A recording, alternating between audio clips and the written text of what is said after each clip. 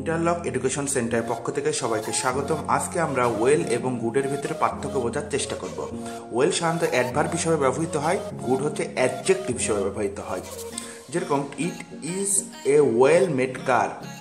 তো এই যে মেডটাকে একটা ভার্বকে কে প্রভাবিত করে? অ্যাডভার্ব। আমরা কি জানি? Adverb, verb, adverb, conjunction, interjection, এই চারটে ওয়ার্ডকে প্রভাবিত করে। সুতরাং এখানে যেহেতু ভার্বকে প্রভাবিত করলো, মেড ভার্বকে প্রভাবিত করলো ওয়েল, সুতরাং এর আগে কি বসবে?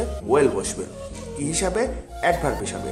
আর গুড বসে অ্যাডজেক্টিভ হিসাবে। যেরকম এখন যদি ধরা যায় যে ইট ইজ এ গুড কার, কারটা কি? নাউন। আমরা কি জানি? নাউন, প্রোনাউন, অ্যাডভার্ব, অ্যাডজেক্টিভকে যেটা প্রভাবিত করে সেটাকে বলে অ্যাডজেক্টিভ। সুতরাং এখানে গুডটাকে অ্যাডজেক্টিভ হিসাবে ব্যবহৃত হয়। তাহলে ওয়েল অ্যাডভার্ব হিসাবে, গুড অ্যাডজেক্টিভ হিসাবে ব্যবহৃত হয়।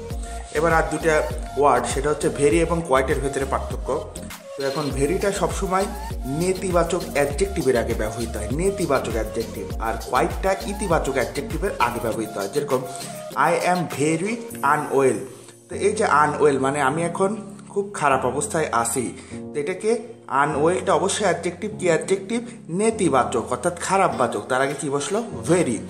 আচ্ছা, আই অ্যাম কোয়াইট ওয়েল, আমি এখন ভালো আছি। ভালোটাকে ইতিবাচক অ্যাডজেক্টিভ, সুতরাং এর আগে কি বসবে? কোয়াইট।